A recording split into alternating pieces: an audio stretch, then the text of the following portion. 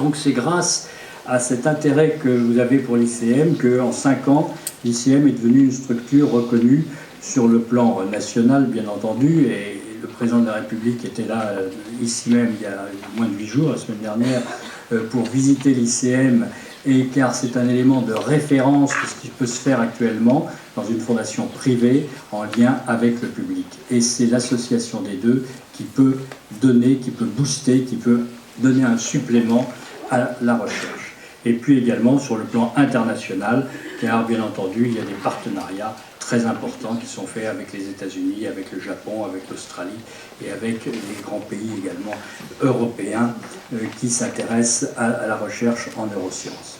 Donc ce matin, vous allez avoir un certain nombre d'exposés sur la maladie de Parkinson, aussi bien sur la recherche fondamentale que la recherche clinique. La spécificité de l'ICM, c'est d'être bien entendu au service du malade et là encore d'aller de la recherche fondamentale à la recherche clinique et dans l'autre sens également. Et cet aspect translationnel est absolument essentiel. Alexis, si tu veux présenter cette matinée, en tous les cas, un grand merci à tous et passez une bonne matinée.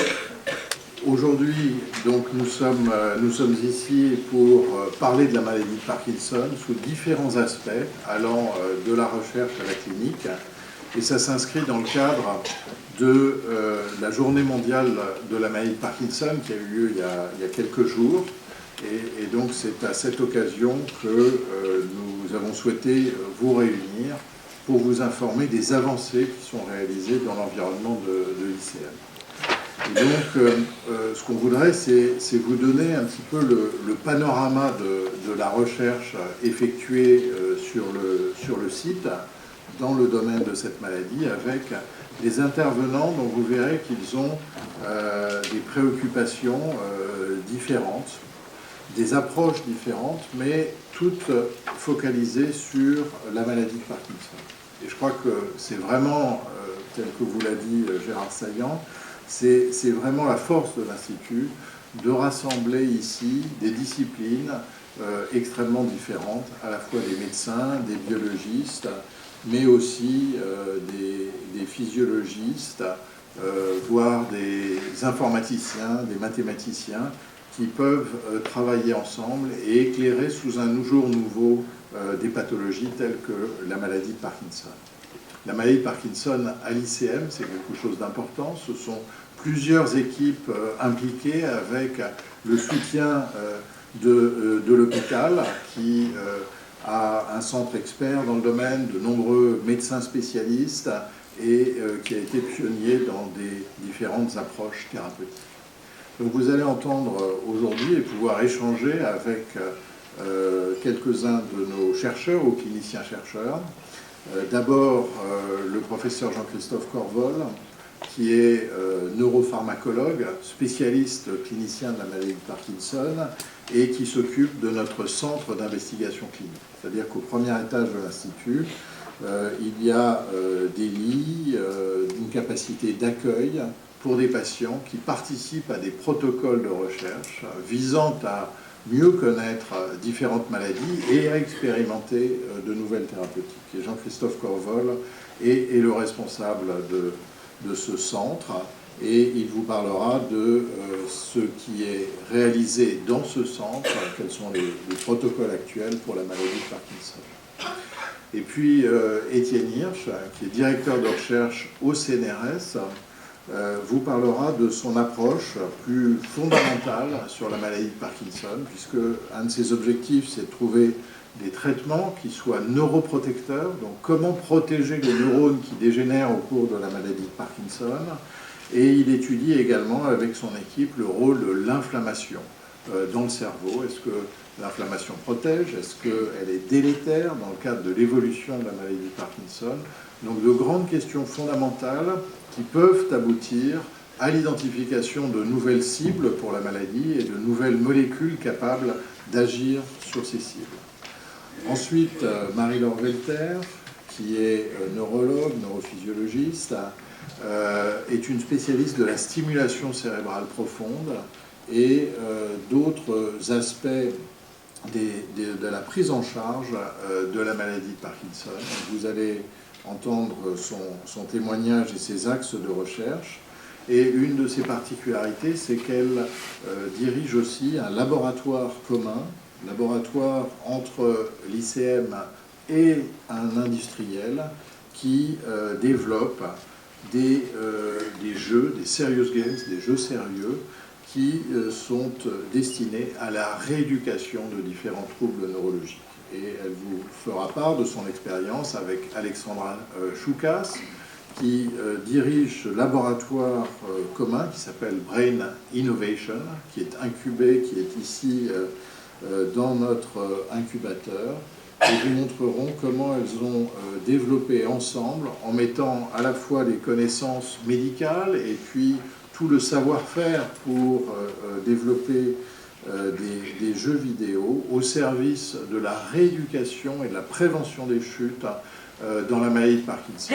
Vous aurez l'occasion de voir dans le hall, je crois, des démonstrations de ce qu'elles ont réussi à développer et qu'elles sont en train de tester, justement, tester l'efficacité chez les patients.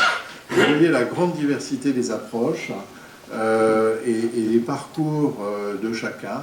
Donc j'espère que cette matinée sera riche d'enseignements pour vous et que vous pourrez poser toutes les questions que vous voulez sur la maladie de Parkinson. Je voudrais terminer en vous remerciant de votre présence, en vous remerciant évidemment aussi de votre soutien, car c'est grâce à vous que nous avons la capacité de réunir ces chercheurs, ces cliniciens de différents horizons et de leur donner les moyens de travailler, de rechercher inlassablement et de travailler ensemble à une meilleure prise en charge et à de meilleurs traitements des maladies neurodégénératives et de la maladie de Parkinson.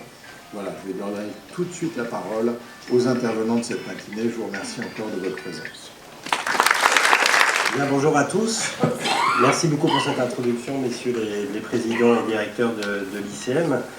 C'est un vrai plaisir de vous rencontrer parce que, comme l'a très bien dit monsieur Saillant, vous faites partie de l'ICM et c'est grâce à vous qu'on peut réaliser ce qu'on essaye de faire tous les jours, c'est-à-dire progresser dans la recherche et la prise en charge des patients, notamment pour la maladie de Parkinson dont je vais vous parler aujourd'hui. Donc un petit mot sur la maladie de Parkinson que vous connaissez pour certains, mais peut-être pas tous. La vision classique de la maladie de Parkinson, c'est la partie haute finalement de ma diapositive, avec une maladie qui touche un certain nombre de neurones qui vont dégénérer, pas tous les neurones, mais des neurones très particuliers dans la substance noire qu'on voit ici, et qui disparaît progressivement dans la maladie de Parkinson. Et les symptômes qui sont caractéristiques de la maladie, la lenteur, la raideur et pour certains le tremblement, sont en rapport avec cette perte de ces neurones ici, perte en dopamine. La dopamine, c'est l'huile du moteur, donc le moteur marche bien, mais il n'y a plus d'huile, donc les mouvements sont ralentis et plus lents.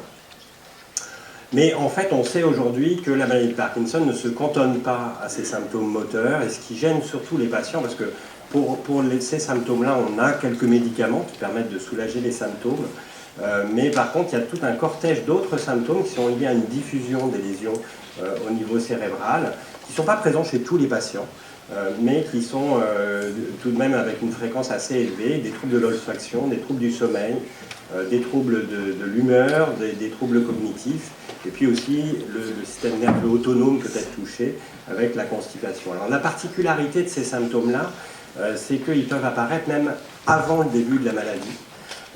Et l'autre particularité, c'est que si on a des traitements pour les symptômes moteurs, on a très peu de traitements pour ces symptômes-là. Si je vous montre tout ce panel-là, c'est pour finalement identifier les défis qu'on a aujourd'hui dans la maladie de Parkinson. Je vous ai dit, on a quelques médicaments qui sont efficaces sur les symptômes moteurs, peu de médicaments qui sont efficaces sur cela. Et les médicaments qui sont efficaces sur les symptômes moteurs, ils sont source d'effets indésirables et des complications. On n'a pas de traitement aujourd'hui qui soit capable ni de stopper, ni de freiner l'évolution de la maladie. Donc les grands défis qu'on essaye de relever aujourd'hui à l'ICM sont de trois types. La première, c'est trouver la cause, parce que finalement aujourd'hui on n'a toujours pas la cause de la maladie, on ne sait pas ce qui est vraiment responsable de l'apparition de cette maladie, pour pouvoir diagnostiquer plus tôt les patients et proposer des traitements pour guérir la maladie et non pas seulement soulager certains types de symptômes et prévenir, voire même prévenir son apparition si on était capable de diagnostiquer la maladie avant qu'elle apparaisse. Je vais vous en dire 2 mots tout à l'heure. Le deuxième challenge, c'est de mieux comprendre les symptômes de la maladie. Vous avez vu qu'il y en a tout un cortège et de développer des traitements qui permettent de traiter ces symptômes qu'aujourd'hui, on n'arrive pas à soulager complètement. Et puis, comme je vous l'ai dit, il y a des complications du traitement qui surviennent, où il y a certains médicaments qui sont mal tolérés, et donc on essaye aussi d'améliorer la prévention de ces complications ou de ces effets indésirables.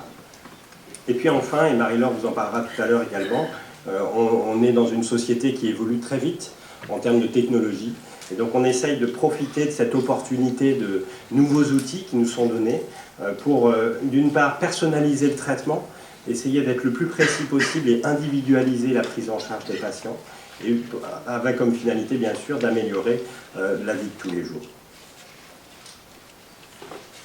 Alors, qu'est-ce qu'on a à notre disposition? L'ICM, c'est le lieu où on peut essayer de progresser dans ces différents objectifs.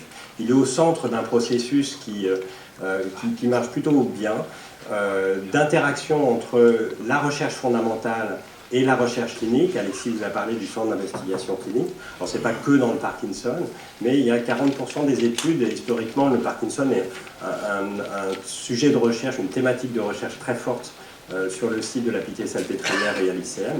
Donc, vous voyez, 80 études par an, plus de 1000 patients qui sont suivis dans les études, et 40% de ces études concernent la maladie de Parkinson. La recherche fondamentale, Etienne, je vous en parlera tout à l'heure.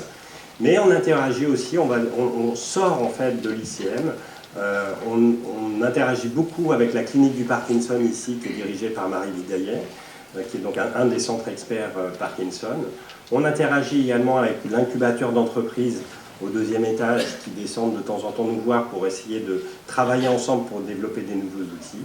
Et puis, on travaille au niveau national avec un réseau des centres experts. Il y a 25 centres experts en France. Et je coordonne ce réseau avec Olivier Rascol, basé à Toulouse, et Franck Duris à Clermont-Ferrand. Donc ça représente plus de 12 000 malades qui sont suivis dans ces centres experts. Et on essaye de profiter de l'ICM pour étendre dans ces différents centres ce qu'on peut permettre comme découverte ici. Et puis on travaille aussi avec l'association France de malades, et avec les malades très directement, puisqu'ils participent à nos recherches. Alors on va reprendre un petit peu les défis dont je vous ai parlé tout à l'heure. Le premier, c'est trouver la cause de la maladie. Comment on peut faire? Alors Étienne va vous parler de choses qu'on peut faire dans les modèles animaux ou dans les modèles cellulaires. Mais chez l'homme, une des façons d'essayer d'identifier les éléments moléculaires qui sont impliqués dans l'apparition de la maladie, c'est d'essayer d'identifier des gènes qui sont responsables de la maladie de Parkinson. Alors la maladie de Parkinson, ce n'est pas une maladie génétique classique. La plupart du temps, ça survient comme ça, on ne sait pas très bien comment. Mais dans de rares cas, il peut y avoir des familles dans lesquelles il y a plusieurs sujets qui sont atteints de maladie de Parkinson et qui laissent suspecter une cause génétique de la maladie. Ces rares familles, elles sont très précieuses parce qu'elles permettent d'identifier de temps en temps un gène qui est responsable de la maladie de Parkinson. Et du coup, ce gène qui va coder une protéine nous indique que la protéine en question est sans doute fondamentale, est une protéine clé dans les mécanismes qui vont conduire à la maladie de Parkinson chez tout le monde, même si on n'a pas tous ce type de mutation. Donc c'est un grand travail qu'Alexis Brice a mené depuis plus de 20 ans, de collecter comme ça en France, en Europe, voire même en dehors de l'Europe, des grandes familles qui présentent parfois des gens qui sont suspects d'avoir une forme familiale de la maladie. Ce grand travail clinique est associé aujourd'hui à l'utilisation des nouvelles technologies de génétique moléculaire qui permettent de séquencer toutes les séquences, toutes les paires de bases de l'ADN d'un individu. Et en comparant cet ADN avec des individus qui sont non porteurs dans la même maladie, on peut de temps en temps identifier le gène et la mutation exacte, la paire de base qui est anormale dans cette famille. Donc c'est ce qui a été fait récemment par Suzanne Lesage, avec l'aide de la plateforme de bioinformatique ici à l'ICM, qui a permis d'identifier un gène ou une mutation en tout cas qui était responsable de cette maladie. Le problème, c'est qu'une fois qu'on a trouvé la mutation, il faut prouver à la communauté scientifique que cette mutation existe vraiment, et il faut valider dans d'autres familles ou d'autres patients qu'il y a effectivement une association entre cette mutation et la maladie de Parkinson. Donc la première étape, c'est de voir si chez l'animal, on peut reproduire finalement une maladie de Parkinson-like, hein, évidemment ce n'est pas tout à fait la même maladie, et ici à l'ICM, Edor Kabashi a développé ce modèle de zébrafiche, qui sont des petits poissons zèbres, qui permettent très facilement d'introduire la mutation en question dans des larves de poissons. Et il y a plusieurs choses qu'on peut faire, mais l'une des choses que vous voyez ici en bas à gauche, c'est que les poissons normaux, quand on enregistre leurs mouvements dans leur aquarium, eh bien, ils se déplacent normalement. Et puis le poisson qui a la mutation qu'on avait trouvée dans cette famille-là ne se déplace plus du tout parce qu'il a un trouble moteur qui ressemble à celui qu'on voit dans la maladie de Parkinson. Et si on donne à ce poisson de la dopamine, il se remet à frétiller. La deuxième chose qui est importante, c'est d'essayer d'aller un peu plus loin. C'est-à-dire qu'une fois qu'on a une mutation dans cette protéine, est-ce qu'on peut identifier exactement la fonction dans laquelle elle est impliquée? Et c'est ce qu'a fait Olga Corti sur des cultures de cellules cette fois-ci. Et ce qu'elle a montré, c'est que, vous voyez, les cellules normales en noir, les cellules avec la mutation en blanc, c'est qu'il y a un défaut de production d'énergie au niveau de la cellule. Il y a un petit organelle dans la cellule qui s'appelle la mitochondrie. Et lorsqu'il y a la mutation, finalement, la production d'énergie dans ces cellules marche moins bien. Et c'est sans doute ça qui est responsable de la perte des cellules ensuite, lorsque l'organisme vieillit. Donc l'ensemble, vous voyez, de ces travaux implique de la recherche clinique chez les patients, des outils technologiques nouveaux, le développement de modèles et l'utilisation des connaissances qui sont développées à l'ICM. Donc je trouve que c'est un bel exemple de ce qu'on peut faire à l'ICM. Et il n'y a pas beaucoup de gènes qui sont trouvés dans le Parkinson. On est très fiers de cette découverte d'un nouveau gène dans la maladie de Parkinson qui a été publiée cette année. Alors, je vous ai parlé du diagnostic tout à l'heure. Le diagnostic de la maladie de Parkinson, il est clinique. Mais ce qu'on voudrait faire, c'est essayer d'identifier plus tôt les patients, la maladie, pour pouvoir traiter plus tôt. Il se trouve que les symptômes dont je vous ai parlé tout à l'heure, certains d'entre eux sont présents parfois avant l'apparition de la maladie. Quand on interroge les gens qui ont une maladie de Parkinson, on leur demande « est-ce que vous sentez moins bien les odeurs ?» Et ils nous disent « ah oui, mais ça fait déjà 10 ans ou 20 ans que je sens moins bien les odeurs ». Et effectivement, on sait que la maladie de Parkinson, elle ne débute pas au moment où apparaissent les symptômes moteurs, il y a un seuil d'apparition. Avant cette période-là, le processus a déjà commencé et on peut capter certains des symptômes qui sont précurseurs de la maladie.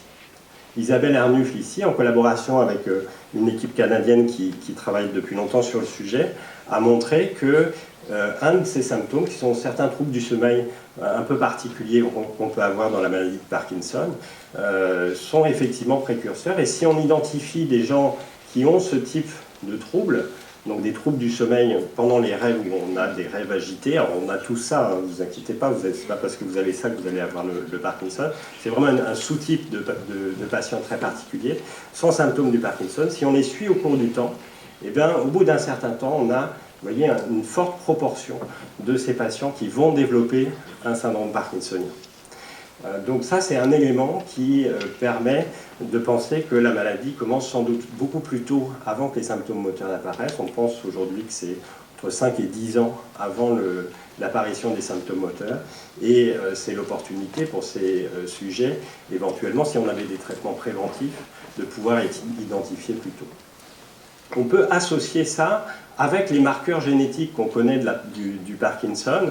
Ça, c'est un grand travail qu'on a fait avec un consortium international, donc ça sort de l'ICM, et on utilise les données qui sont générées au niveau de l'ICM, et puis on met ça dans un pot commun avec nos collègues aux États-Unis et en Europe, et on a identifié comme ça 28 marqueurs génétiques qui sont des facteurs de susceptibilité de la maladie. Donc c'est pas la cause, on n'est pas dans le même contexte que tout à l'heure où il y avait une famille, là c'est tout le monde, et on est plus ou moins susceptible d'avoir la maladie si on présente ou pas ces marqueurs.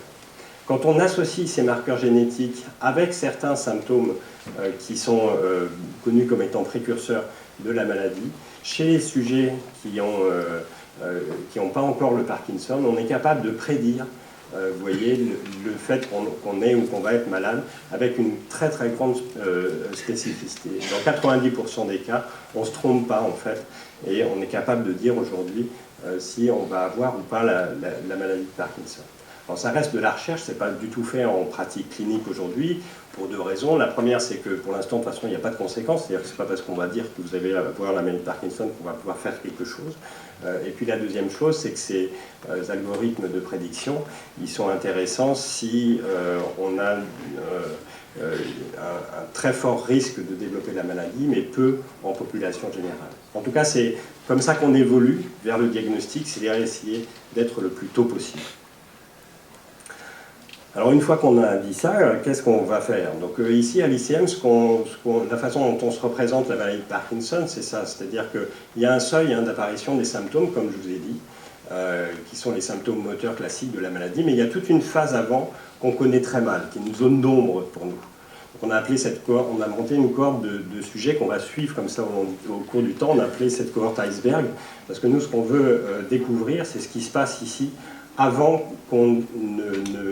que les symptômes n'apparaissent, et on voit finalement que la partie immergée.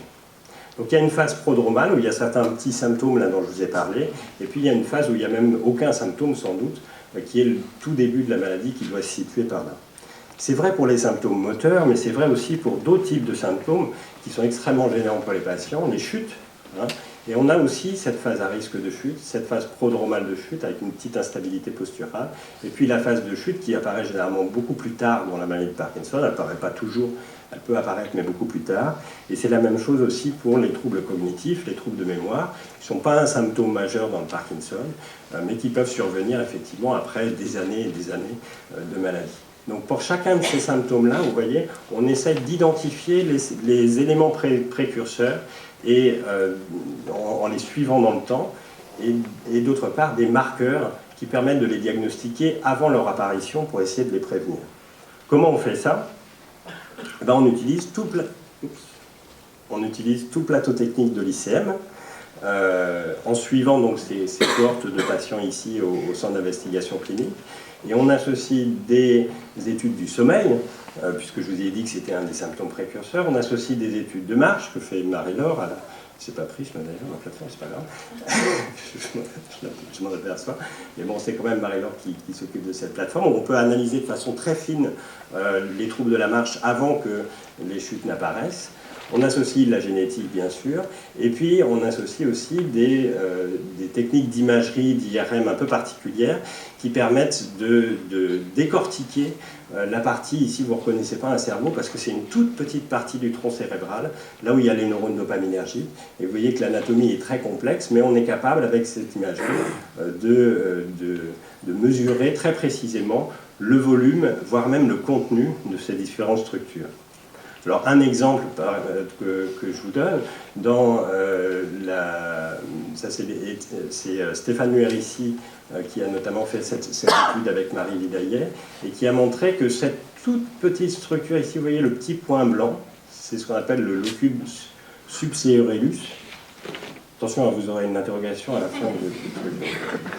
Donc importe son nom, mais vous voyez que c'est tout petit, c'est blanc ici, ça c'est normal, on a tous ça. Et dans la maladie de Parkinson, ce qu'ils ont remarqué, c'est que cette structure-là, elle disparaît. Vous voyez qu'elle est un peu plus pâle que de l'autre côté. Et c'est très spécifique, en fait, de son association avec les troubles du sommeil dont je vous ai parlé sur les rêves. Et donc, ils ont regardé, et ça, c'est la partie, finalement, la plus intéressante. On a toujours notre sujet contrôle ici. Et là, c'est quelqu'un qui n'a pas le Parkinson, mais qui a ces troubles du sommeil. Et vous voyez aussi, il a cette pâleur à ce niveau-là. Donc avec une simple IRM, on pourrait à l'avenir, pas tout de suite, mais permettre de prédire l'apparition de la maladie chez certains sujets. Donc une fois qu'on a identifié les symptômes, après ce qu'on veut c'est aussi les traiter. Alors là je ne peux pas rentrer dans le détail de tout ce qu'on fait, mais vous voyez, je vous ai représenté tous les essais thérapeutiques qui sont en cours au CIC dans la maladie de Parkinson.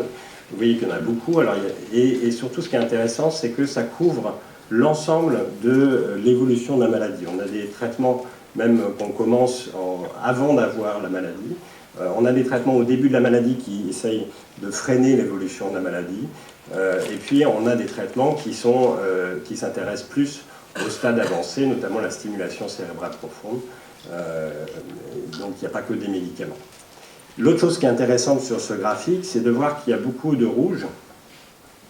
Et tout ce qui est rouge et jaune, c'est en fait des médicaments qui sont au tout début de la phase de développement. On se focalise ici vraiment en essayant de prendre les chercheurs et les industriels du médicament le plus tôt possible pour les aider à développer plus vite leurs médicaments. Ce qui est en vert, c'est ce qui va passer sur le marché ou ce qui est déjà utilisé sur le marché. Donc ça, c'est des grandes études internationales auxquelles on participe aussi. Mais le plus important, c'est d'essayer de faire progresser très vite toutes ces études. On fait participer, bien sûr, l'ensemble des centres, donc l'accès à ces nouvelles thérapeutiques innovantes. Et ce n'est pas seulement pour les patients de la Pitié-Salpêtrière, mais on essaye d'étendre au maximum pour qu'il y ait un maximum de patients en France qui puissent profiter de ces avancées. Alors un exemple, c'est une collaboration en fait que l'ICM a développée avec, c'est pas marqué là, mais le laboratoire Ipsen, qui est un laboratoire pharmaceutique français. Et ce qu'on a voulu faire, c'est essayer encore une fois de progresser sur les traitements préventifs ou vraiment de la cause de la maladie.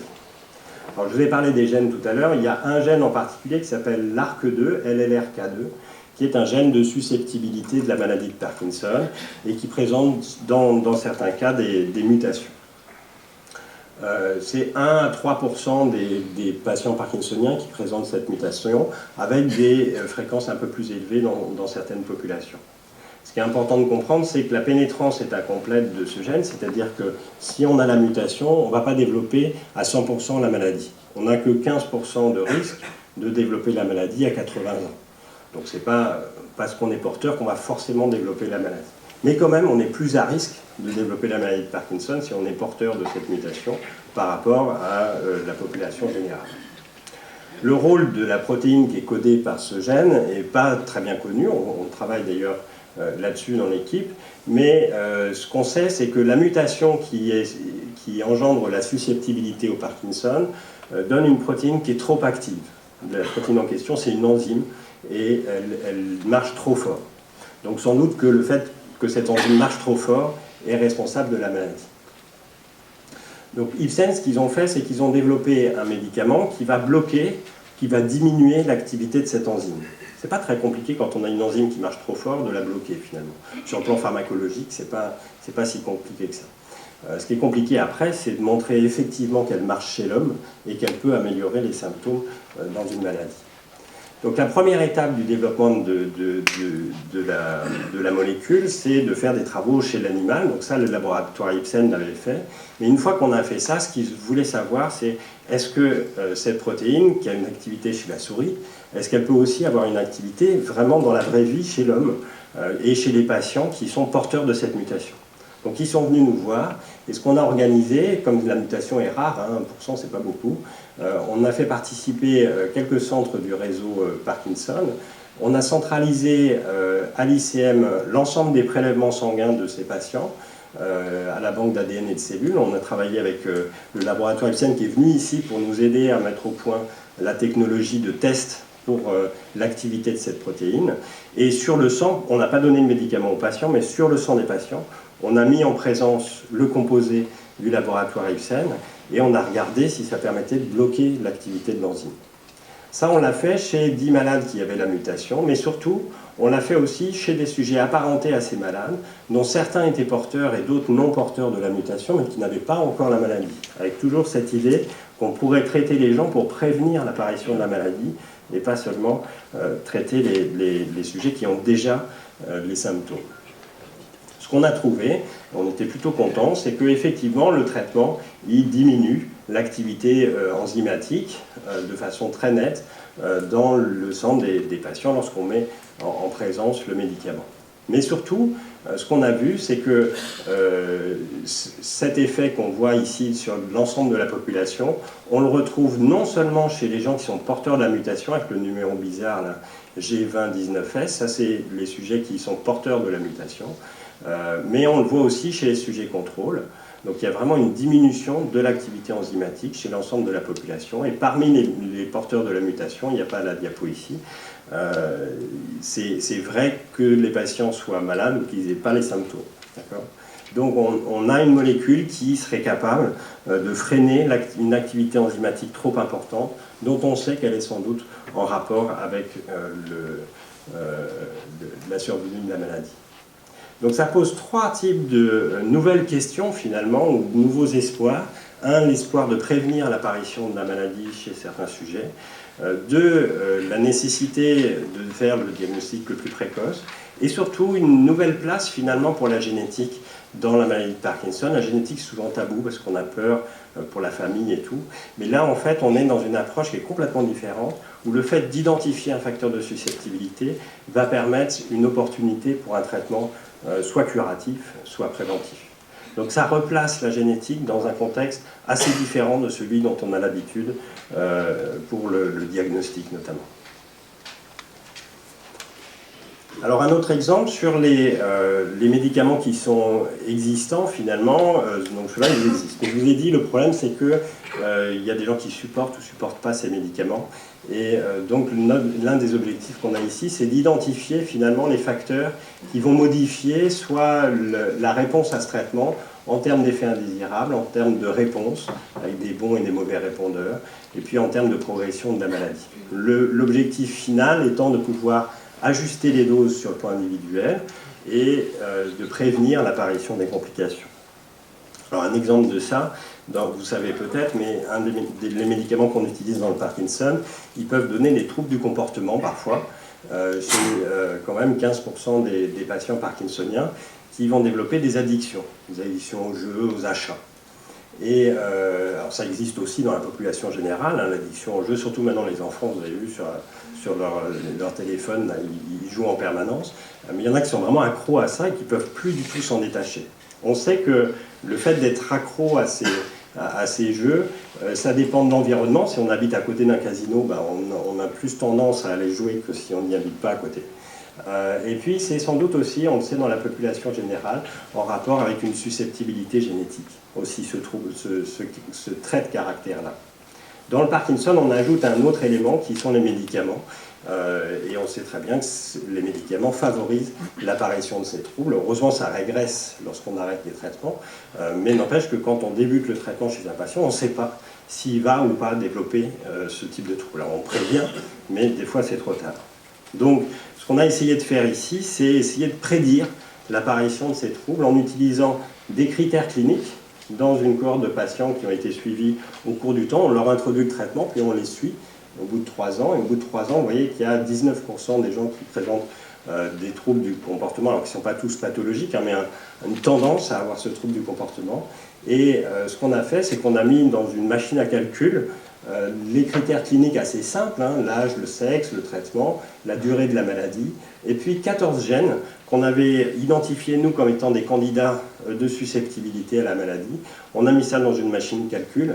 La machine calcul, c'est ce qui est utilisé par les sonars pour faire la différence entre un sous-marin et des baleines.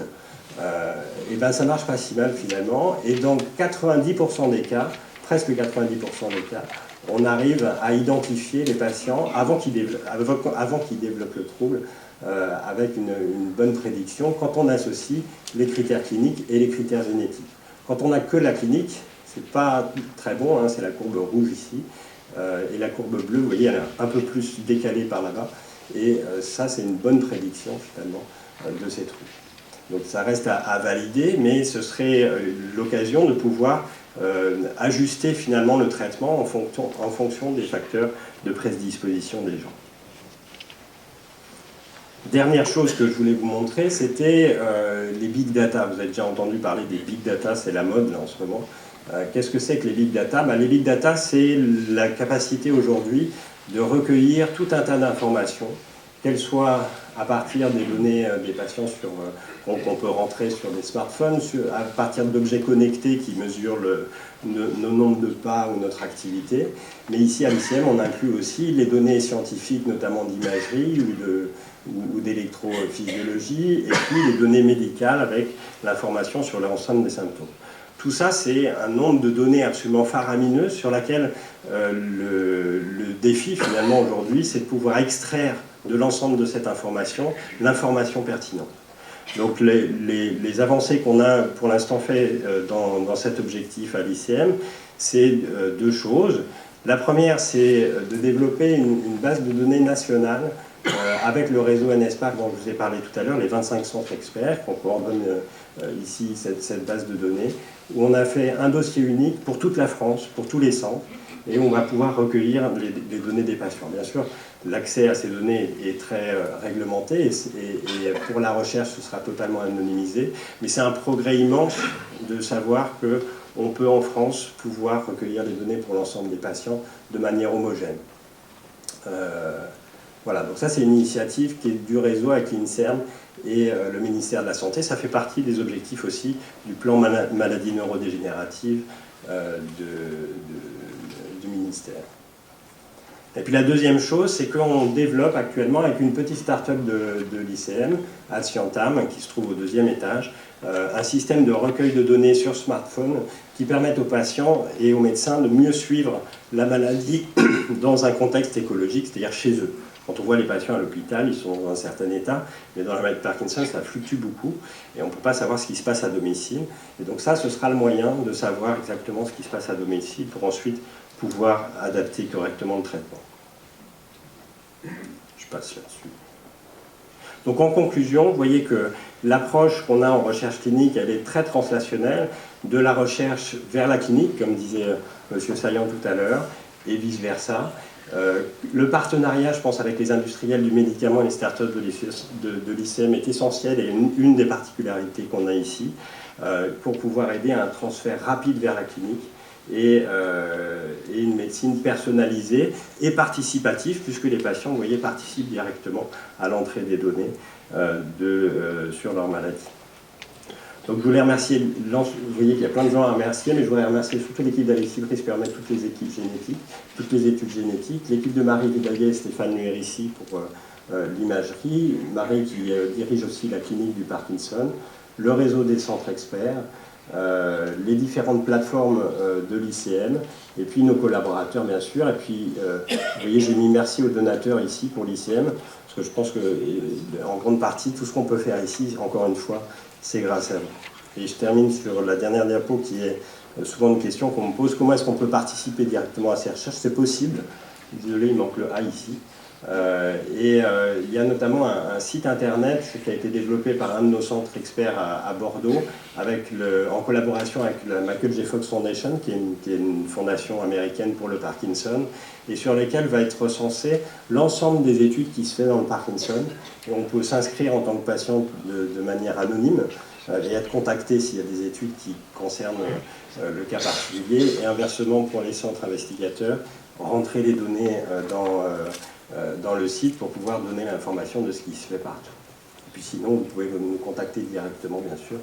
Pour les volontaires sains, les malades, il faut passer par votre neurologue ou par le site internet. Je vous remercie beaucoup.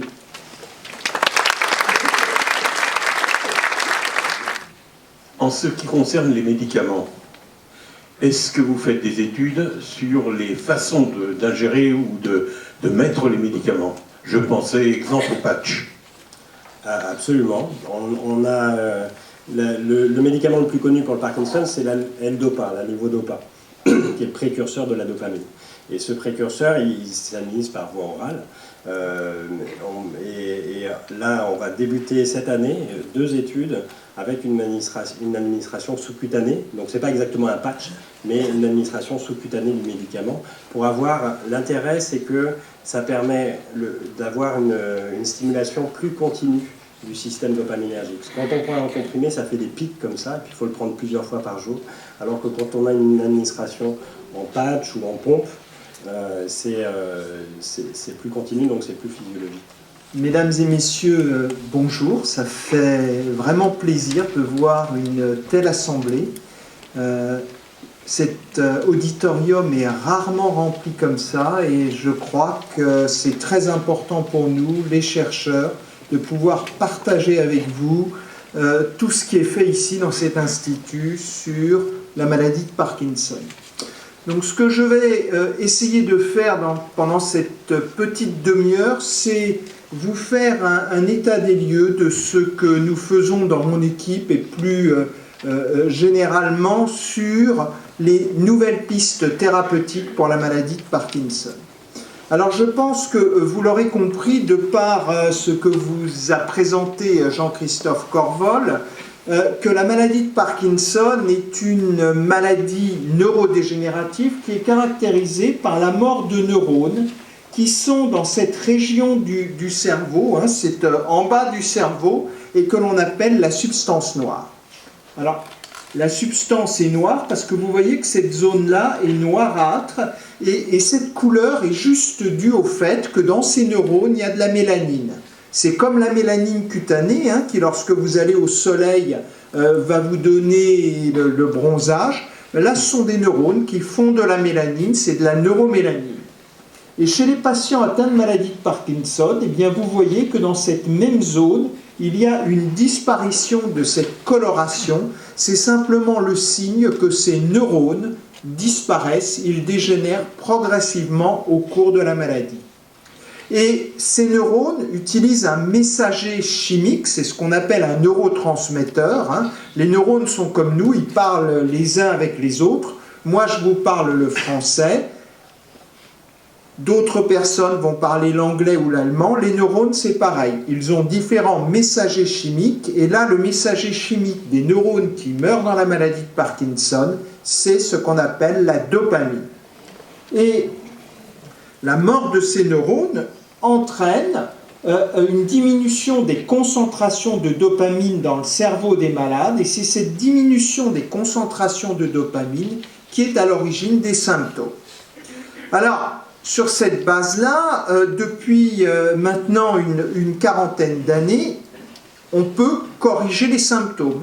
Tout simplement, on va donner des médicaments, c'est la L-Dopa ou les agonistes dopaminergiques. Et puis, au moins en début de maladie, les principaux signes cliniques moteurs sont corrigés. Après quelques années d'évolution, il y a des effets secondaires, des mouvements anormaux, et puis des symptômes qui apparaissent et qui ne répondent plus à ce traitement. Alors, lorsqu'il y a trop d'effets secondaires, lorsqu'il n'y a pas de symptômes qui ne répondent pas au traitement dopaminergique, on peut implanter des électrodes et vous savez, c'est ce qu'on appelle la stimulation cérébrale profonde. C'est une technique qui a été inventée en France, donc Cocorico, hein, la recherche française, dans le domaine de la maladie de Parkinson est parmi les meilleurs au monde. En tout cas, on est très clairement dans le trio de tête. Mais malgré ça, la maladie évolue. Les neurones continuent à mourir. Et puis, il y a des symptômes qui ne répondent plus au traitement avec la L-Dopa ou les agonistes dopaminergiques. Et ceci est dû en fait à d'autres neurones qui vont dégénérer, des neurones qui parlent une langue différente, qui utilisent d'autres messagers chimiques. Alors, quels sont aujourd'hui les besoins médicaux dans le domaine de la maladie de Parkinson? Il y en a principalement deux. Le premier, c'est essayer de ralentir l'évolution de la mort de ces neurones. Autrement dit, essayer, lorsque le diagnostic est posé, de stopper la maladie. C'est ce qu'on appelle la neuroprotection, empêcher les neurones de mourir. Pardon. Le deuxième challenge auquel nous faisons face, c'est trouver l'origine des symptômes qui ne répondent pas au traitement dopaminergique. Ça peut être les chutes, ça peut être la douleur, ça peut être les troubles cognitifs. Et donc, le vrai challenge, c'est comment on le fait pour les symptômes moteurs, le ralentissement du mouvement, le tremblement avec la L-Dopa, essayer de faire la même chose pour les autres symptômes. Et donc, je vais essayer de vous montrer maintenant, dans les minutes qui suivent, comment on peut essayer de répondre à ces deux questions, et en tout cas, comment nous le faisons ici à l'ICM. Alors je vous l'ai dit, les neurones qui meurent sont les neurones dopaminergiques, vous les voyez ici, enfin moi je les trouve toujours très très beaux, vous voyez ils ont des prolongements, ça c'est ce qu'on appelle le corps cellulaire, et par ces prolongements, ils se donnent tous la main et ils parlent les uns avec les autres, et c'est comme ça que je peux parler, c'est comme ça que je peux bouger, et si ces neurones ne communiquent pas entre eux, s'ils dégénèrent, nous n'avons pas un comportement normal. Et c'est ce qui se passe lorsque ces neurones dégénèrent. Vous voyez qu'il y a encore le corps cellulaire, il est tout rabougri, il va bientôt mourir, et vous voyez qu'il a perdu tous ses prolongements, il est déconnecté de ses voisins.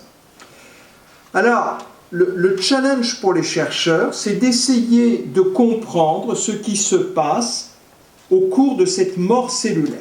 Et ce que nous avons fait avec nos collègues dans de nombreux pays, et la recherche est vraiment internationale, nous avons mis en évidence les différentes voies moléculaires et cellulaires au sein de ces neurones qui conduisent à la mort neuronale. Alors, je vais vous faire grâce de ces voies qui sont très complexes, c'est le dada des chercheurs, certains ne pensent qu'à ça, mais je vais juste vous donner les 3 grands principes généraux qui conduisent à cette mort neuronale. Le premier, le voici. Quelqu'un a posé une question sur cette protéine, l'alpha-synucléine. Eh bien, dans les neurones qui meurent, dans la maladie de Parkinson, il y a des protéines qui vont s'accumuler. Et d'une façon anormale. C'est un peu, par analogie à ce qui se passe dans une ville, comme si les poubelles n'étaient pas évacuées dans les neurones. Et ce qui s'accumule sont des protéines anormales, ce sont des déchets, et une protéine en particulier qui est l'alpha-synucléine. Donc, premier point, accumulation de protéines. Le deuxième point, c'est que les neurones, pour fonctionner comme une ville, comme un pays, ils ont besoin d'énergie. C'est la centrale énergétique de la cellule. Alors la centrale énergétique de la cellule, c'est ce qu'on appelle la mitochondrie. Eh bien, dans les neurones, dans la maladie de Parkinson, il y a une altération de la centrale énergétique et les cellules ne produisent plus assez d'énergie et ça va conduire à leur dégénérescence. Et puis le troisième point, c'est que ces déchets, en fait, il y a dans la cellule des usines pour couper les déchets en petits morceaux, les recycler, comme dans une ville, et éliminer les déchets.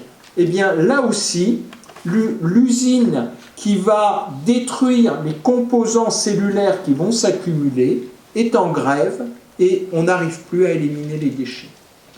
Donc, le mécanisme de la mort neuronale dans les neurones dopaminergiques, on commence à le comprendre. Il y a accumulation de déchets et diminution de la production énergétique. Et sur cette base-là, on arrive à identifier des cibles thérapeutiques et tester des molécules qui, au moins dans des cellules en culture, dans des boîtes de pétri, ont des effets pour ralentir la mort neuronale. Alors bien entendu, avant de passer en clinique, il y a de nombreuses expériences à faire et puis ça prend des années, mais en tout cas, il y a un espoir de ce côté-là. Mais la très grande difficulté, c'est que dans notre cerveau, si je vous interrogeais, si je vous disais qu'est-ce qu'il y a dans notre cerveau, vous me répondriez, oui, on a compris, il y a des neurones dopaminergiques, mais il y a aussi un tas d'autres cellules. Vous savez par exemple qu'il y a des vaisseaux sanguins. Donc dans le cerveau, il y a des neurones dopaminergiques, mais il y a d'autres cellules, c'est ce qu'on appelle les cellules gliales, et ces cellules gliales sont 10 fois plus nombreuses que les neurones. Donc c'est un petit peu idiot de penser que toute la maladie se passe uniquement au sein des neurones. Donc il faut tenir compte de ces autres cellules et puis tenir compte aussi des vaisseaux sanguins qui vont irriguer le cerveau. Juste pour mémoire, vous savez que quand ces vaisseaux sanguins explosent, c'est ce qui va conduire à un accident vasculaire cérébral. C'est aussi une cause de handicap chez le sujet âgé, comme la maladie de Parkinson. Mais donc, si on s'intéresse à la mort neuronale, ce qu'il faut faire, c'est prendre en compte tous ces phénomènes-là. Et ce qui est très très important, en fait, c'est que ce que je vous ai montré, c'est qu'il y a des problèmes qui se passent au sein des neurones dopaminergiques, c'est ce qu'on appelle des phénomènes autonomes, mais il faut tenir compte des interactions entre les neurones et ces autres cellules, et en particulier, ces autres cellules jouent un rôle capital dans l'inflammation. Alors, ces cellules, en fait, elles ont un rôle de nous protéger contre toutes les agressions. S'il y a un virus qui vient, s'il y a un choc, il faut que notre cerveau, notre organisme en général, soit protégé. Et ce sont des mécanismes inflammatoires qui vont nous protéger contre les virus. Donc c'est la réponse, en fait, de ces cellules qui vont nous protéger. Donc ce que je vais essayer de vous montrer, c'est que à côté de tout ce qui se passe dans les neurones, il y a de l'inflammation qui va se produire dans le cerveau, dans la maladie de Parkinson. Ce sont des moyens de défense, mais ce sont des moyens de défense qui sont trop forts et qui vont se retourner contre le cerveau lui-même. C'est-à-dire que dans la maladie de Parkinson, toutes ces cellules qui sont là pour nous protéger vont se mettre à dysfonctionner et elles vont s'attaquer au cerveau lui-même. Et ça concourt à faire dégénérer les neurones encore plus. Alors, on a parlé d'études épidémiologiques pour des facteurs de l'environnement qui jouent un rôle délétère, mais il y a aussi des facteurs de l'environnement qui peuvent jouer un rôle bénéfique. Et en particulier, les études épidémiologiques ont montré que les gens qui prennent certains anti-inflammatoires voient le risque diminuer de développer une maladie de Parkinson. C'est en particulier, alors attention, j'ai aucun intérêt et je ne fais pas de pub, et écoutez bien tout ce que je vais vous dire à la fin de ça. L'ibuprofène, c'est un anti-inflammatoire qui est présent dans un tas de médicaments, réduit le risque de développer une maladie de Parkinson. Ça, c'est une étude qui a été faite chez des patients prospective, c'est-à-dire que les patients ont été sélectionnés, ils ont pris de l'ibuprofène et on a montré, les sujets normaux ont été sélectionnés, ils ont pris de l'ibuprofène et chez les gens qui prennent de l'ibuprofène, on développe moins de maladies de Parkinson. Cet effet dépend de la dose, c'est-à-dire si on prend des très très très faibles doses d'ibuprofène, c'est pas efficace. Si on en prend plus, c'est plus efficace. Ça a été confirmé par de nombreuses analyses dans la littérature, c'est ce qu'on appelle des méta-analyses, c'est-à-dire que les chercheurs publient les résultats, et quand on regarde tous les résultats publiés dans la littérature médicale et scientifique, on voit qu'en effet l'ibuprofène réduit le risque de développer la maladie de Parkinson. Donc, les anti-inflammatoires, dans ces études, réduisent le risque de développer de la maladie de Parkinson. Alors, attention, et c'est là où j'insiste vraiment lourdement, attention à l'automédication. N'allez pas prendre des anti-inflammatoires comme ça tout seul. Il faut savoir que la première cause de mortalité en France, chez les sujets âgés dus aux médicaments, ce sont les anti-inflammatoires. C'est important, c'est simplement dû aux problèmes gastriques, aux problèmes ensuite d'effets secondaires en périphérie. Et là, vous voyez qu'on est face à un problème majeur. Le médicament, il est génial pour le cerveau, mais il a des effets secondaires. Donc ça, c'est un vrai challenge aussi pour le chercheur, réussir à faire pénétrer les médicaments au bon endroit dans le cerveau. Les deuxièmes arguments en faveur d'un rôle des phénomènes inflammatoires dans la maladie de Parkinson viennent de génétique aussi. C'est-à-dire que les généticiens ont pu montrer que certains gènes qui sont impliqués dans les phénomènes inflammatoires augmentent le risque de développer une maladie de Parkinson. Donc vous voyez toujours le lien avec l'inflammation. Et ce que je vais faire maintenant, c'est juste vous montrer des données qu'on a obtenues au laboratoire qui montrent que des cellules, qui sont les autres cellules, hein, les cellules qui ne sont pas des neurones, jouent réellement un rôle dans la mort des neurones dopaminergiques. Alors, ces cellules, vous reconnaissez peut-être cette structure, hein, c'est là où il y a la substance noire. Eh bien, ces cellules, que l'on appelle des cellules microgliales, on en retrouve très fortement activées dans le cerveau des malades atteints de maladie de Parkinson. Donc ça veut dire qu'elles jouent vraiment un rôle dans la mort de ces neurones.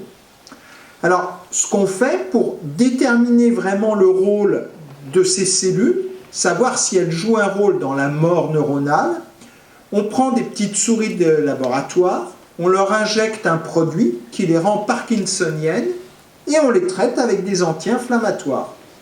Et on se rend compte que si on utilise des molécules, par exemple, comme la pioglitazone, qui est un anti-inflammatoire, hein, eh bien, on va bloquer l'activation de ces cellules et on va protéger les neurones. Donc vous voyez que on observe l'activation de ces cellules qui ne sont pas des neurones, c'est des cellules de l'inflammation dans le cerveau des animaux, et quand on bloque cette réaction inflammatoire, on protège les neurones. Donc c'est un argument très très fort pour montrer que ce type de cellules joue un rôle dans la mort. Alors, il n'y a pas que les cellules du cerveau qui jouent un rôle dans ces phénomènes inflammatoires, mais il y a aussi des cellules qui viennent de la circulation sanguine, qui passent à travers les vaisseaux sanguins, et c'est ce qu'on appelle les lymphocytes. Et ce sont aussi des cellules qui vont jouer un rôle dans l'inflammation. Alors à nouveau, si on prend cette zone-là, hein, la substance noire qui dégénère dans la maladie de Parkinson, chez des sujets sains, vous voyez qu'il y a très très peu de lymphocytes dans le cerveau, et chez les malades parkinsoniens, vous voyez qu'il y a une augmentation des lymphocytes. Donc on peut faire exactement la même chose, on reprend nos petites souris de laboratoire, on regarde dans leur substance noire, et vous voyez les petits points verts ici, ce sont des lymphocytes qui viennent de la périphérie, des vaisseaux sanguins, qui passent à travers les parois des vaisseaux sanguins, et qui viennent dans le cerveau, et qui jouent un rôle inflammatoire.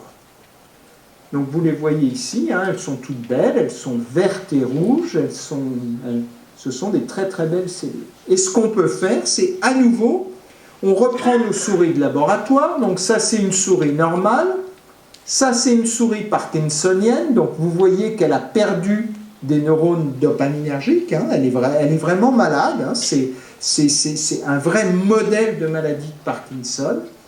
Et vous voyez que ici, lorsqu'on bloque l'entrée de ces cellules, ces lymphocytes dans le cerveau, on a une protection partielle, mais on a une protection des neurones dopaminergiques. Donc, toutes ces données permettent d'identifier en fait des cibles pour mettre en place des traitements neuroprotecteurs. Soit au niveau des neurones dopaminergiques, hein, c'est l'accumulation de protéines dont on a parlé tout à l'heure, c'est le défaut d'activité énergétique des neurones, et puis tous ces phénomènes inflammatoires qui font intervenir d'autres types de cellules et pour lesquels on a identifié des cibles qui sont des anti-inflammatoires. Mais maintenant, ce que doivent faire les chercheurs, c'est essayer d'envoyer ces anti-inflammatoires dans le cerveau, et uniquement dans le cerveau, pour ne pas avoir les effets secondaires en périphérie. Alors, le deuxième point que je voudrais aborder dans les 5 minutes qui me restent, ce sont les symptômes qui ne répondent pas au traitement dopaminergique. Alors, ils sont nombreux, hein, ce sont les troubles cognitifs, les troubles de l'humeur, psychose, anosmie, c'est la perte de l'odorat, les troubles de l'équilibre, les troubles du sommeil, les douleurs, c'est quelque chose de très important, hein. 95% des malades parkinsoniens souffrent de douleurs, et puis les troubles de la parole. Et je vais insister sur un symptôme, trouble de l'équilibre. En effet, quel que soit l'âge de début de la maladie, quelle que soit la durée d'évolution de la maladie, lorsque un patient présente des troubles cognitifs et des chutes, ça devient très très grave et c'est vraiment très compliqué de prendre en charge ces patients. Et Marie-Laure Welter, je pense, va vous parler de ces troubles de l'équilibre et des chutes. Et puis deuxièmement, en termes de société aussi, lorsque quelqu'un commence à faire des chutes, le coût pour la société et pour les familles, ce qu'on appelle le reste à charge, est quelque chose de très très important. Donc les chutes, c'est un problème majeur dans la maladie de Parkinson. Alors pour essayer d'identifier l'origine des chutes, ce qu'on a fait ici à l'ICM, c'est qu'on a essayé d'identifier les zones du cerveau qui sont impliquées dans la marche. Qu'est-ce qu'on a fait? J'espère que vous m'entendez. On a pris des jeunes chercheurs dans le laboratoire, des jeunes internes, et on leur a demandé de marcher dans un couloir, comme ça, à vitesse constante. Et puis, après, ce qu'on a fait, c'est qu'on leur a demandé d'imaginer qu'ils étaient en train de marcher à cette vitesse constante. On a vérifié qu'ils marchaient bien à la vitesse constante avec un chronomètre, lorsqu'ils imaginaient. Et puis ce qu'on a fait en même temps, c'est avec des IRM, c'est les IRM qu'on a au sous-sol de ce bâtiment, ça coûte très très cher, c'est pour ça que c'est important d'avoir de l'argent pour faire la recherche. On a pu mettre en évidence les zones du cerveau qui sont activées lors de la marche imaginaire. Et ensuite, une fois qu'on a identifié ces zones-là, on a regardé dans le cerveau des malades parkinsoniens qui faisaient des chutes ou dans le cerveau des malades parkinsoniens qui ne faisaient pas de chute, si dans cette zone-là, il y avait des différences. Et c'est en effet ce qu'on observe, c'est cette zone-là du cerveau. Chaque petit point, ce sont des neurones. Alors, ce ne sont pas des neurones dopaminergiques, ils ne parlent pas le français. Ce sont des neurones cholinergiques qui parlent une autre langue. Et vous voyez que chez les parkinsoniens qui chutent, il y a moins de neurones dans cette zone-là. Donc, ceci nous a permis d'identifier une zone du cerveau, une zone dans laquelle on ne savait pas qu'il y avait de la mort neuronale, et cette mort neuronale est probablement impliquée dans les chutes. Alors, ça n'est qu'une corrélation, c'est-à-dire qu'on observe que chez les parkinsoniens qui chutent, il y a moins de neurones dans cette zone-là, mais on n'a pas la preuve absolue. Et pour avoir la preuve absolue, il est indispensable de provoquer cette lésion chez un animal pour montrer que quand on provoque la lésion, on va bien provoquer les chutes. C'est ce qu'on a fait. Cette zone, elle porte un nom barbare, c'est ce qu'on appelle le noyau pédonculopontin, peu importe le nom. Mais ce qu'on peut faire, et Marie-Laure Welter a une étude en cours actuellement ici, on peut essayer d'implanter des électrodes dans cette zone-là, chez le malade, pour essayer de voir si la stimulation cérébrale profonde dans cette zone-là du cerveau permet de corriger les troubles de la marche et les chutes. Donc tout ça juste pour vous illustrer la recherche qui est faite ici, les réponses que nous essayons d'apporter à long terme sur le ralentissement de l'évolution de la maladie de Parkinson, mais aussi à plus court terme pour essayer, d'une manière plus humble, d'essayer de corriger les symptômes qui ne répondent pas au traitement dont nous disposons. Alors, je profite aussi de cette tribune pour faire une annonce. J'ai une autre casquette. La ministre de la Santé et le ministre de la Recherche m'ont confié la coordination de la recherche au niveau national pour les maladies neurodégénératives. Et dans ce cadre-là, nous organisons un atelier regroupant les malades, les chercheurs, les médecins sur la douleur dans les maladies neurodégénératives. Cet atelier aura lieu le 12 mai. Et si vous êtes intéressé, vous m'envoyez un email. C'est gratuit, mais il faut que vous vous inscriviez. Voilà, je vous remercie de votre écoute. Et si vous avez 2-3 questions, je suis prêt à y répondre.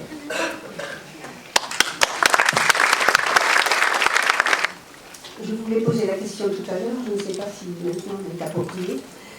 Mon fils a été diagnostiqué parkinsonien à l'âge de 42 ans, il en a 49 bientôt.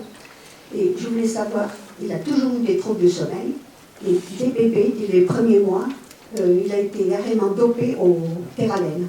Je voudrais savoir si ça a une influence. Vous mettez le doigt sur un point extrêmement important qui sont les troubles du sommeil. Il l'a toujours eu. Il y a des troubles du sommeil qui apparaissent de manière très très précoce chez des gens qui vont développer une maladie de Parkinson. Alors en général, on considère que la maladie débute 5 à 6 ans avant l'apparition des premiers signes cliniques. Et parmi les signes précurseurs d'une maladie de Parkinson, il y a ces troubles du sommeil. C'est une fragmentation du sommeil. La durée, entre guillemets, présymptomatique de la maladie est de 5 à 6 ans. Des médicaments pour ralentir l'évolution de la maladie, évidemment, il faut les administrer le plus précocement possible. Et c'est aussi un des axes de recherche ici à l'Institut. Vous avez dit tout à l'heure qu'une cause principale des décès des seniors était due à la prise d'anti-inflammatoires. Par ailleurs, vous dites qu'effectivement le traitement des anti-inflammatoires est un moyen de lutter contre la maladie. C'est un problème qui peut poser des questions. C'est la grande difficulté que nous avons lorsque nous travaillons sur des maladies du cerveau. Le problème, c'est que le cerveau, il a une barrière pour le protéger. C'est ce qu'on appelle la barrière hémato-encéphalique. Ceci fait que les médicaments, ou un certain nombre de médicaments, ont du mal à pénétrer dans le cerveau. C'est parce qu'il y a beaucoup de graisse, et donc ils ont du mal à rentrer dans le cerveau. Au risque d'être caricatural, pour que ces médicaments pénètrent dans le cerveau, il faut donner une dose de cheval. Et évidemment, ça va provoquer des effets secondaires. Donc ça veut dire que le vrai challenge que nous avons maintenant, c'est d'essayer de trouver des moyens, mais ça c'est plus dans le camp de l'industrie pharmaceutique, pour que les médicaments pénètrent mieux dans le cerveau, qu'ils agissent spécifiquement dans le cerveau pour éviter tous ces effets secondaires. Donc c'est tout à fait paradoxal et il y a tout un axe de recherche qui se développe actuellement, depuis quelques années déjà, pour que les médicaments pénètrent mieux dans le cerveau et soient plus sélectifs. Je me demandais justement si un médicament pour fluidifier le sang permettrait aussi d'améliorer cette circulation. Est-ce qu'il y aurait un lien entre le sang et la circulation des cerveaux ? Ces déchets qui s'accumulent dans les neurones et les amener dans la circulation sanguine, c'est pas possible. Moi je suis neurologue, clinicienne, donc je m'occupe de ces patients. Je fais beaucoup de stimulation cérébrale profonde avec les patients parkinsoniens. Et comme l'a si bien évoqué Étienne et aussi Jean-Christophe, ces patients vont développer des troubles pour lesquels les traitements disponibles aujourd'hui sont moins efficaces. Alors en particulier, vous connaissez ces patients parkinsoniens avec ces troubles de la marche et ces problèmes de chute qui vont survenir avec l'évolution de la maladie. Et ce, quel que soit le traitement qu'on va installer, à peu près 50 à 70% des patients vont développer ce qu'on appelle ce freezing de la marche, vous voyez, ces phénomènes d'arrêt moteur lors de la marche, qui surviennent surtout dans des espaces étroits, quand il y a un stress, quand il faut faire demi-tour, quand il faut changer de direction, ou quand on fait quelque chose en même temps qu'on marche. Par exemple, porter un paquet. Le problème, c'est que dans la vie quotidienne, on marche pour faire quelque chose en général, et pas seulement pour marcher. Le souci de ce trouble, c'est que ça va induire des chutes. D'abord, c'est très handicapant pour les patients, et puis parfois, ça précède la survenue d'une chute. Vous allez voir ici un patient qui essaye d'avancer, et donc la chute survient. Et le problème de la chute, comme l'a montré Étienne, c'est que c'est un facteur d'aggravation de la maladie, avec la morbidité que ça peut induire, le problème des fractures, de l'alitement et de la désocialisation des patients. Donc l'objectif, c'est essayer de trouver des traitements pour ces troubles de la marche et ces chutes. Et c'est un des aspects du laboratoire commun qu'on a développé ici à l'ICM, sachant que les traitements substitutifs sont efficaces au début de la maladie, ce qu'on a vu, au début de la maladie, cette fameuse phase de lune de miel, les complications motrices qui arrivent, puis ces symptômes qu'on appelle, nous, dopa-résistants. Voilà, donc il y a différentes propositions thérapeutiques aujourd'hui. Le problème de la neuroprotection qu'a soulevé Madame, et c'est vrai que la rééducation et l'activité physique sont un facteur important dans la prise en charge des patients parkinsoniens à tous les stades de la maladie, du début jusqu'à l'évolution des symptômes. Donc il y a eu plein de propositions d'activité physique qui ont été faites, avec pas mal d'études. Voilà, donc différentes études proposées, de la kinésithérapie standard, d'activité physique, de la musculation, ce qu'on appelle de l'indissage sensoriel, parce qu'en fait, ce trouble de la marche sont améliorés par les indices visuels, par des indices auditifs. Par exemple, si on demande aux patients de compter, d'écouter, de marcher avec un métronome, ça va être amélioré. Si le patient, on met des lignes sur le sol de façon horizontale, ça va aider à passer le pas et à avancer le pas. Donc les indices sont importants. Après, il y a des activités physiques plus standards qu'on peut faire dans la vie quotidienne, faire du vélo, faire de la danse. Vous connaissez tous ces études sur le tango qui montrent qu'il existe une amélioration du handicap moteur chez les patients parkinsoniens, mais aussi le tai chi, ou plein d'autres choses qu'on peut proposer. Donc il y a eu pas mal d'études dans la littérature ces dernières années sur cette thématique. Globalement, ce qu'on peut retenir, c'est qu'il y a une amélioration de la vitesse de marche, de la déambulation du demi-tour, de l'équilibre, mais l'effet sur les chutes n'est pas clair. Ce sont des études qui ont été menées sur différentes cohortes de patients. Il y a 2 études plus récemment, avec des cohortes relativement grandes, de l'ordre de 60-50 patients, où on va mettre en regard de l'activité physique ce qu'on appelle un comparateur. Ici, en l'occurrence, le comparateur, c'est l'activité physique habituelle. Donc les patients peuvent ne pas avoir ou pas de rééducation à domicile. Donc ce qui est intéressant, c'est que quand on fait du tango versus ne rien faire, entre guillemets, alors on diminue son handicap moteur parkinsonien qu'on mesure grâce à cette échelle qui s'appelle du PDRS. Peut-être vous avez entendu parler. Et on améliore la marche et l'équilibre. Ici, si on fait du renforcement et de l'endurance, alors on a aussi un bénéfice sur le handicap moteur général à 2 ans, sans effets vraiment fonctionnels sur la qualité de vie des patients. Le problème de ces études, c'est que l'objectif n'est pas forcément d'améliorer ces symptômes qu'on a vus, qui sont le freezing de la marche et les chutes. Donc finalement, si on regarde bien ce qui se passe spécifiquement sur ces troubles, ici c'est une étude ce qu'on appelle en méta-analyse, donc Jean-Christophe a présenté un petit peu tout à l'heure aussi, et Étienne. Donc chaque trait est une étude. Et a été regardé uniquement, par exemple ici, le paramètre de vitesse de marche. Donc vous voyez, il y a un certain nombre d'études qui ont été publiées ces dernières années sur cette thématique. Donc on voit que chez les patients qui vont... donc là, c'est en défaveur du traitement, s'il y a un effet, donc on est au 0. Et là, ici, c'est en faveur du traitement. Donc on voit qu'en fait, il y a un petit effet en faveur de l'activité physique avec une amélioration de la vitesse de marche. Ici, c'est ce qu'on appelle le time up and go. C'est-à-dire dans quelle mesure on va accélérer. Les patients sont capables de faire une tâche de marche sur une distance donnée. Donc il y a un effet aussi de diminution, c'est-à-dire que plus on va vite, plus le temps est court, donc il y a une amélioration. Si on regarde l'échelle de ce qu'on appelle la balance scale, c'est-à-dire la capacité posturale, l'instabilité, on a l'impression aussi qu'il y a un effet en faveur du traitement.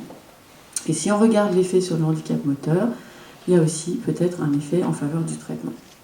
Mais on n'a toujours pas la question de savoir si on a un effet sur le freezing et les chutes. Et en fait, quand on regarde les études, quand on interroge les patients, Il n'y a pas d'effet à proprement parler sur la survenue des chutes chez les patients, ce qui pose toujours le problème de ces malades. L'autre difficulté pour ces patients, c'est d'avoir accès à la rééducation et à l'activité physique. Parce que quand on a du mal à marcher et qu'on tombe, en général, on ne sort pas de chez soi. C'est très difficile d'aller chez le kinésithérapeute, c'est très difficile d'avoir une activité physique.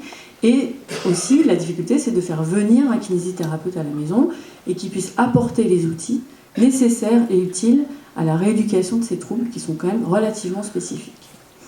Donc depuis quelques années, grâce à une nouvelle technologie, l'hypothèse a été de dire peut-être que les jeux qu'on utilise, on voit bien tous nos enfants effectivement qui jouent soit avec les tablettes, mais soit en bougeant, ce qu'on appelle des systèmes avec des captures de mouvement, où on est obligé de faire un mouvement pour faire avancer le personnage dans le jeu, pour gagner des points.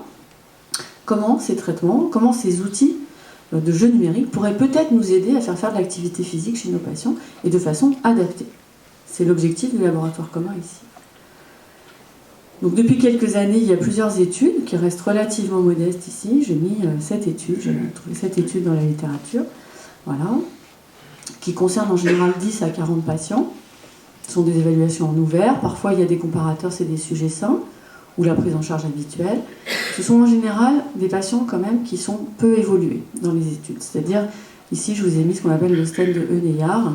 Donc Eunéard, c'est une échelle de handicap globale de la maladie de Parkinson.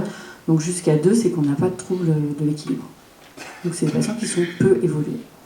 D'ailleurs, avec une durée d'évolution relativement courte, de l'ordre de 5 à 8 ans.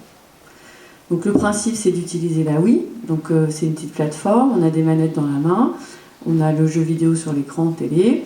Donc ils ont testé, là je vous ai mis l'exemple, c'est un bowling. Donc il faut lancer la boule et faire tomber l'équilibre. Ça peut être du tennis, ça peut être de la boxe, ça peut être plein de sports. Donc qu'est-ce qu'on voit chez les patients parkinsoniens? Ici ce sont des patients parkinsoniens, ici ce sont des sujets sains, non malades, du même âge. Ce qu'on voit, c'est que les patients, ils sont capables d'aller plus vite, de marcher plus vite quand ils ont fait le jeu de rééducation avec la Wii. Mais c'est vrai aussi pour les gens du même âge qui ne sont pas malades. Ils améliorent les performances. Ici, on réduit le temps de parcours, donc ça ressemble à ce que je vous ai dit tout à l'heure, mais c'est vrai aussi chez les sujets sains non malades. Donc il y a un effet bénéfique sur les capacités locomotrices, mais c'est non spécifique. C'est-à-dire que si on le fait chez un patient parkinsonien ou si on le fait chez quelqu'un d'âgé qui n'est pas malade, on obtient les mêmes effets. D'un point de vue comportemental, ce qui est important de noter, c'est que grâce aux outils de technologie, on peut mesurer des paramètres.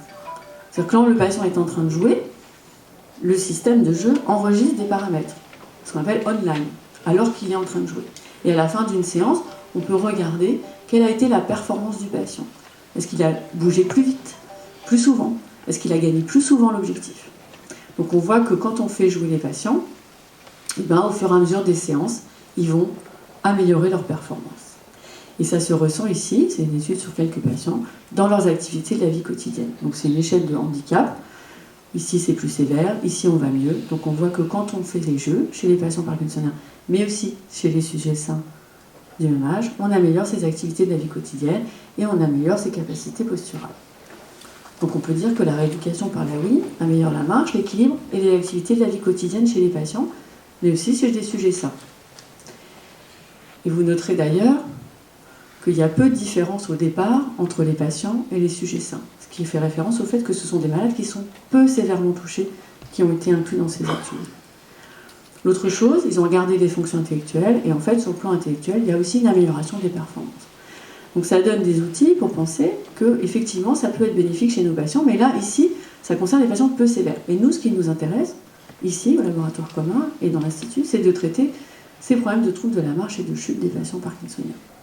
Donc on a voulu développer un jeu dédié, spécifiquement conçu pour les malades, en mettant en commun des personnes de l'Institut, donc de la santé, donc ici, moi-même en l'occurrence, avec le centre de neurologie ici, qui vont proposer et aider les ingénieurs, donc la technologie, le groupe Genius, à créer un jeu spécifiquement conçu pour les malades.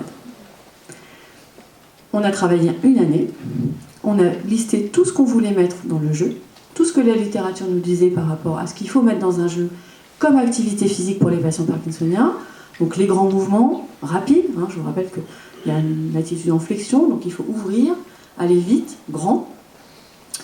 Travailler sur l'adaptation posturale, travailler sur l'indissage, donc je vous ai dit visuel, auditif, et travailler la vitesse et l'amplitude du mouvement. Donc on a déterminé un certain nombre de mouvements que le patient devait faire avec une kinésithérapeute. Vous voyez, c'est des photos. Donc elle a dit, voilà, on a donné ça aux ingénieurs, on a travaillé, et les ingénieurs nous ont créé un jeu dans lequel ces mouvements devaient être réalisés par le patient pour faire avancer l'avatar, ce qu'on appelle l'avatar. Donc je vais vous montrer ici le jeu. Donc c'est un petit animal qui se promène. Donc le patient est devant le jeu, donc c'est un système avec capture de mouvement. Je vous montrerai un exemple d'un patient après. Donc c'est lui qui fait bouger l'animal. Et il doit aller chercher des objets. Vous voyez, des petites pièces ici. Donc se déplacer ici de façon latérale, avec une petite musique qui l'entraîne. Lever les bras, se déplacer latéralement.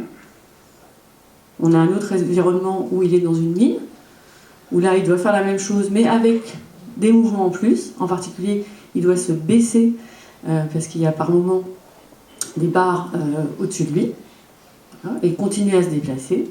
Et puis un dernier environnement où l'animal est sur une planche de surf, et donc doit bouger, faire bouger la planche de surf pour aller toujours chercher ses pièces en avant, en arrière, etc.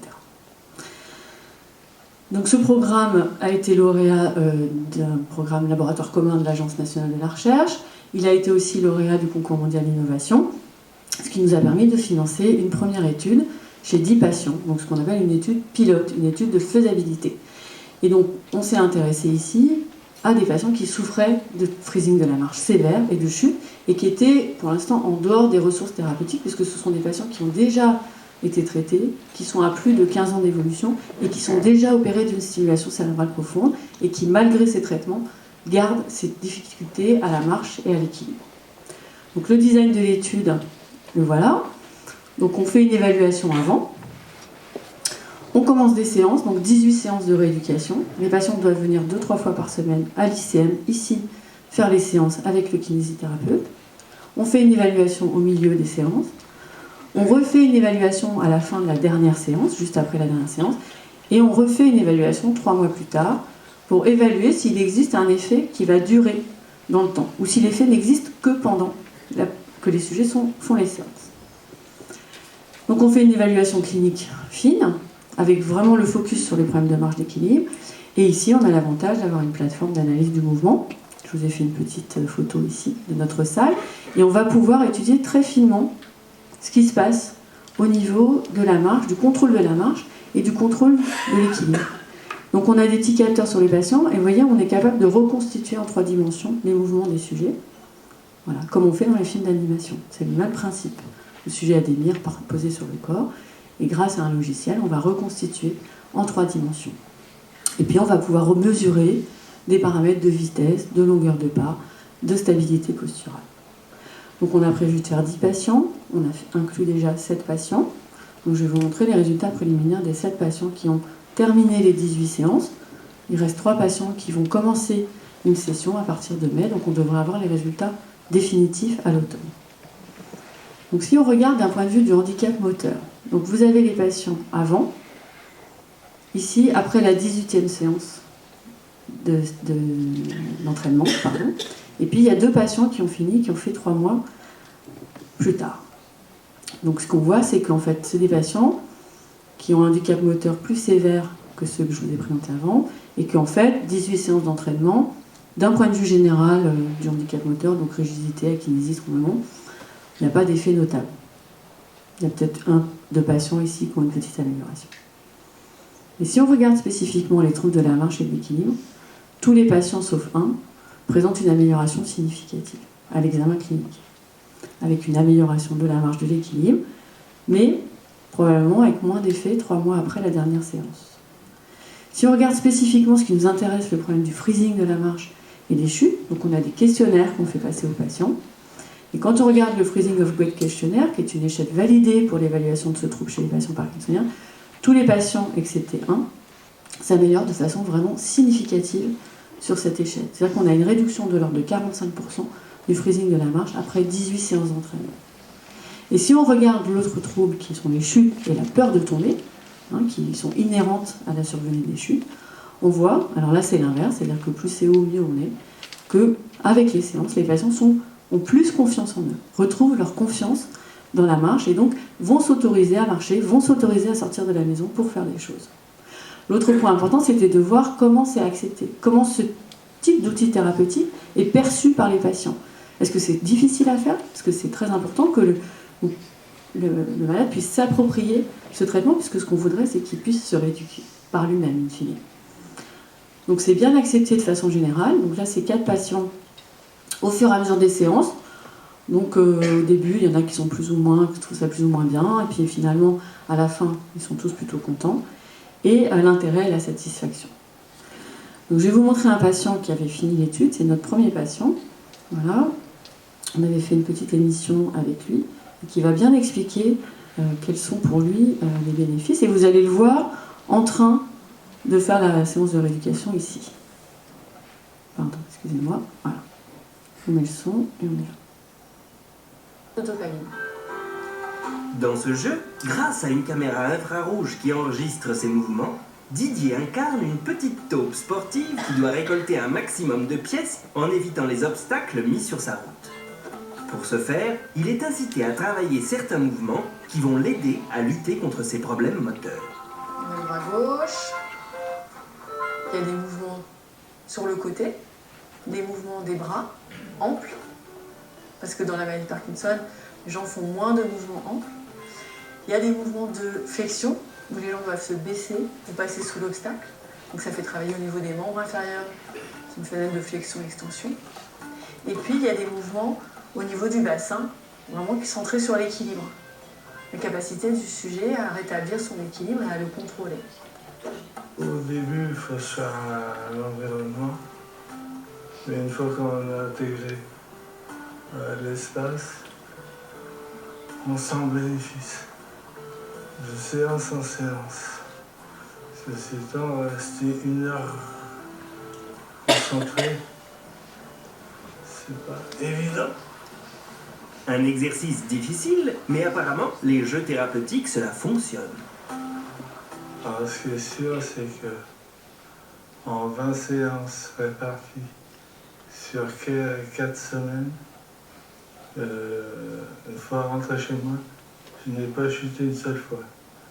Ça, c'est un sacré plus. Bravo! Oh, super, 93%. Et d'amélioration de la motricité, les patients. Donc voilà, donc l'avantage ici, c'est qu'on va faire bouger, on fait de la motricité, c'est ce qui gêne le patient. On va aussi faire travailler l'aspect cognitif, parce qu'il faut, sur les fonctions exécutives, ces troubles que présentent les patients parkinsoniens, il va falloir anticiper. Il y a un petit bonhomme qui apparaît quand le sujet doit se déplacer, donc il faut anticiper l'action, attraper des objets, et puis il y a un côté ludique. Et puis avec de la motivation, améliorer les performances, c'est-à-dire qu'on voit bien qu'au fur et à mesure des séances, les patients veulent toujours faire mieux que la fois d'avant, comme quand nous on joue à un jeu vidéo. Donc ces résultats préliminaires nous donnent l'idée qu'en fait il y a un très bon bénéfice de ce traitement chez les patients. C'est une étude préliminaire en ouvert. Donc maintenant ce qu'on souhaiterait faire, c'est une étude qu'on appelle randomisée, où on va comparer notre jeu versus une prise en charge habituelle, pour bien montrer que c'est spécifique des troubles de la marche et de l'équilibre, et que par rapport à une autre prise en charge habituelle, on va avoir une efficacité. Et cette fois-ci, l'objectif, ce n'est pas de le faire ici à l'ICM, mais de le faire à la maison, c'est-à-dire que le patient aura accès à son outil thérapeutique. Et ceci est possible grâce à l'association dans l'ACOM avec le groupe Genius, avec la mise en place d'une plateforme qui s'appelle curapi.com, où le patient aura accès à son jeu via cette plateforme.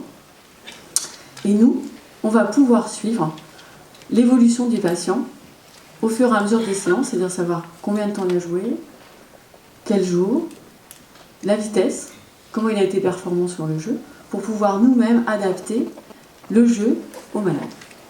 Donc l'objectif, évidemment, c'est de diffuser, de faire ça dans le cadre d'études parfaitement contrôlées, avec une bonne évaluation des patients d'un point de vue clinique, mais aussi neurophysiologique, avec aussi des études en imagerie pour comprendre comment la rééducation, comment ces jeux modifient le comportement des patients, est-ce qu'on va agir au niveau cérébral ou pas. Et l'objectif, effectivement, c'est d'avoir une diffusion très large Et d'ailleurs, à ce jour, sur le site curapi.com, on a été... le site curapi.com a maintenant plusieurs partenaires avec plus de 1500 personnes qui ont contacté de façon spontanée le site, et en particulier des professionnels de santé, pour avoir accès à ce type d'outils thérapeutiques. Voilà, je voudrais vous remercier. Je voudrais remercier aussi tout particulièrement Pierre Foulon, qui est co-directeur du laboratoire commun avec moi et qui donc travaille dans le groupe Genius. C'est une aventure maintenant on a commencé il y a 3 ans et on arrive à nos résultats cette année. Je voudrais remercier Alexandra Choucas et Thierry Touret. Alexandra Choucas qui est directeur opérationnel sur le laboratoire et Thierry Touret qui travaille au groupe Genius et qui nous aide pour l'organisation et le montage financier des projets, parce qu'il faut trouver de l'argent pour faire ce type de programme de recherche.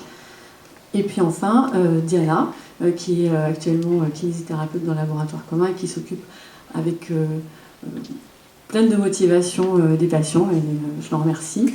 Et enfin, Sofiane Mehdi, qui, grâce à lui, fait l'analyse et l'acquisition sur la plateforme d'analyse du mouvement, ce qui nous permet de bien évaluer très finement ce que font ces traitements chez ces patients. Je vous remercie.